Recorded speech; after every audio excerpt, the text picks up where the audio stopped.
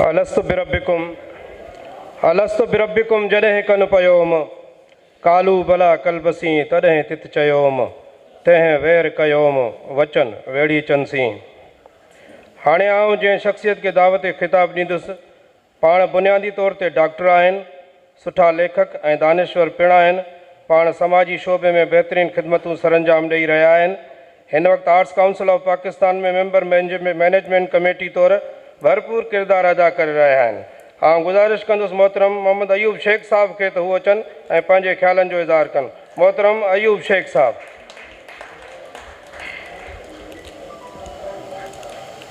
दोस्तों अस्सलाम वालेकुम GSN। ऐं न मोहतरम न का वॾी शख़्सियत न मोज़िज़ माण्हू, हिकिड़ो तमामु ज़बरदस्त माण्हू आहियां, साफ़ु सुथिरो। ऐं मूं सोचियो पिए त फज़ुल्ला कुरैशी साहिब जी शान में मूंखे लफ़्ज़ कहिड़ा खणणु खपनि, कहिड़ियूं ॻाल्हियूं करणु खपनि। फज़ुल्ला कुरैशी साहिबु कॾहिं कॾहिं TV ते हू ज़मान ग़ाइबु हूंदो, टेलीफोन ते असां वरी KTN में वेठा हूंदा हुआसीं। पोइ साईं असल में ॻाल्हाईंदो साईं हो, असां ॿुधंदा बि सम्झंदा बि हुआसीं। सॼी उमिरि हिकिड़े ब्यूरोक्रेट पंहिंजी ज़िंदगी कीअं गुज़ारी आहे, उन जे करे अॼु हिते सभु जेके रिटायर्ड बहितर ब्यूरोक्रेट्स वेठा आहिनि, उहा ख़ुदि निशानदेही थी करे त हुनखे रिकग्नाइज़ करण वारा माण्हू असांजी हिन ज़मीन ते मौजूदु आहिनि। हिकिड़ो भलो माण्हू आहे, हम्बिल आहे, साफ़ु सुथिरो आहे, साफ़ु सुथरियूं ॻाल्हियूं करे सघे थो ऐं वॾी ॻाल्हि इहा आहे त लिखी बि सघे थो, पढ़ी बि सघे थो। ऐं मिसाल जेकर हुनखे काण कंहिंजी बि कान्हे, सफ़ा सोली ॻाल्हि आहे न त हमल चयो त काण किनी जे काण थक काणो कढूं किंजूं, असीं पाणो तांबड़ा की न कढूं कंहिंजी काण, बसि सुरहे साजन काण था काणो कढूं किंजूं, सिंध हिन जो सुरो साजन आहे। उन जे लाइ ही काण थो कढे, न त पंहिंजीअ वारो आहे, हिसाब किताब करे बि ॼाणे, हिसाब किताब लिखी बि ॼाणे। ऐं हिन जा तव्हां किताब पढ़ंदव, उन में हिन हिसाब किताब लिखी छॾियो आहे। पर अॼु मां आर्ट्स काउंसिल ऑफ पाकिस्तान जे पारां अवां सभिनी जी आज्ञा कंदे अवांजो शुक्रियो बजा थो आणियां त अवां हिते अचे असांजे एतबार, असांजे एतमाद उनखे वधीक मान ॾिनो आहे।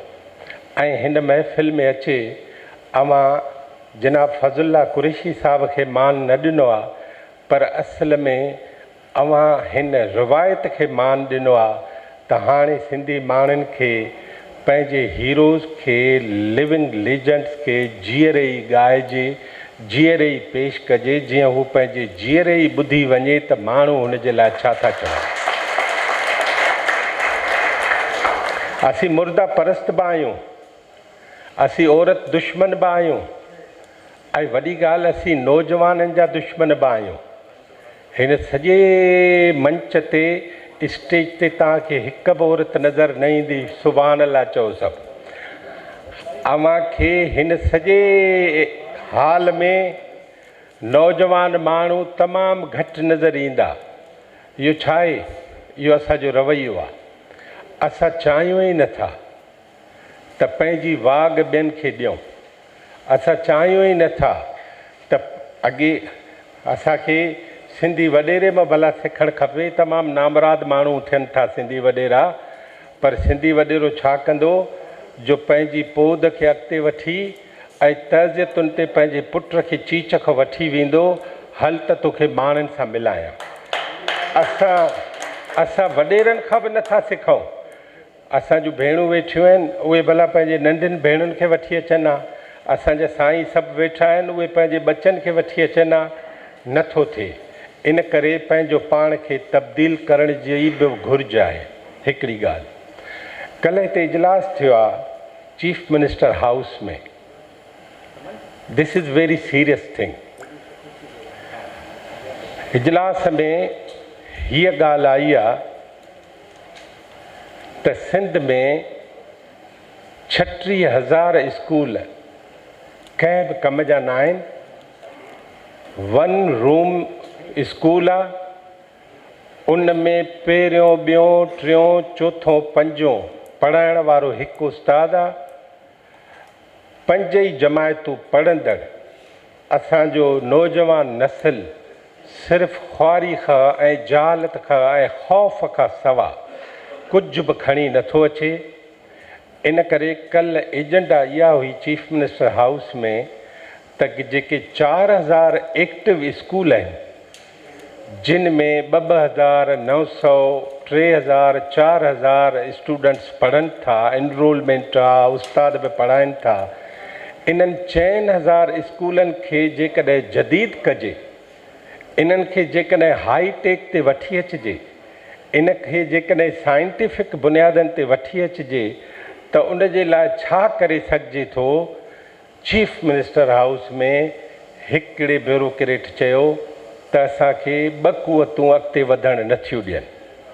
हिकिड़ो तर जो MPA ऐं MNA उहो चाहे थो त सभु मुंहिंजे चवण सां थिए, ऐं ॿियो ब्यूरोक्रेट नथो चाहे, छो त उहे जे 40,000 स्कूलनि मां 36,000 स्कूल ख़तमु थी वेंदा त उन्हनि जा 36,000 जेके कमदार आहिनि ऐं वीज़ा सिस्टम तहत जेका 50% पघारूं अॻिते थियूं वञनि, उहे सभु जो सभु कारखाना बंदि थी वेंदा।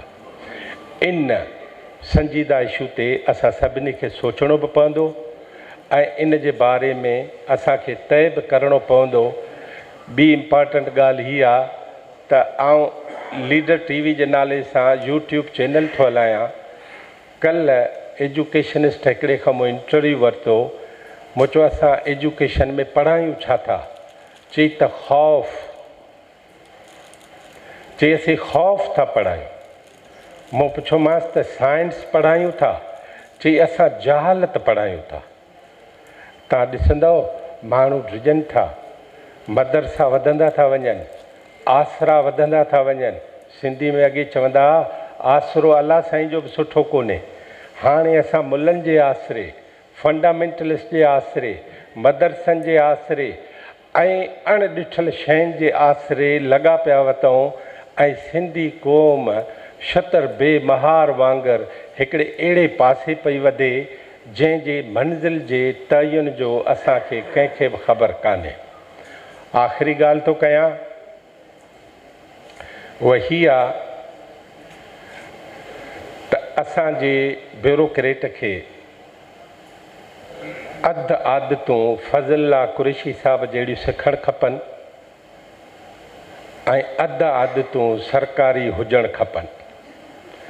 सरकारी आदतूं कहिड़ियूं आहिनि त जेसि ताईं नौकिरी में आहे तेसि ताईं सुठी ॻाल्हि न कबी।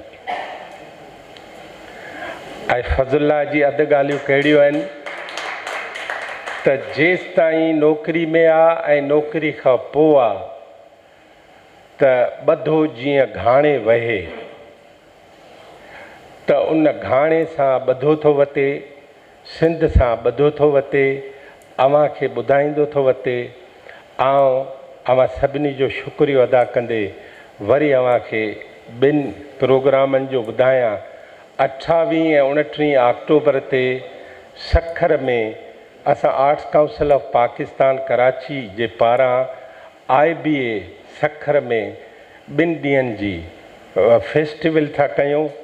उन फेस्टिवल में IBA जे वाइस चांसलर चयो त हिकु महल 10,000 स्टूडेंट छोकिरा ऐं छोकिरियूं हिकु हंधि ऑडियंस में विहारणु मुंहिंजी ज़िमेदारी आहे। ॻाल्हियूं अचे तव्हांजा माहिर कनि। ॿियो फंक्शन था हिते थिए हिन आर्ट्स काउंसिल कराची में 4 ऐं 5 नवंबर ते लतीफ़ फेस्टिवल थो थिए। अव्हांखे टाइम हुजे सखर जे वेझो हुजो, कम जूं ॻाल्हियूं ॿुधणु चाहियो, नौजवाननि खां सिखणु चाहियो। कॾहिं कॾहिं नौजवाननि खां बि सिखण जी रिवायत विझणु खपे। ऐं छुरा हे कमु हीअं कर, हाणे उहो ज़मानो ख़तमु थी वियो। अॻे आउं गुलाम सरवर शेख जो पुटु हुयुसि, हाणे मां हीर जो पीउ आहियां। पंहिंजे औलाद जे मार्फत पंहिंजा वालदेन सुञाप ॾियणु लॻा आहिनि। इन करे पंहिंजो पाण खे तब्दील कयो, नवनि ज़माननि सां तब्दील कयो। हीउ ज़मानो हथ मां हलियो वियो। अॼु सुभाणे जी ॻाल्हि ते इन करे अवां सभु पंहिंजूं वाॻूं पंहिंजे औलाद खे ॾियण जी इब्तिदा कयो। अवां जी वॾी महिरबानी।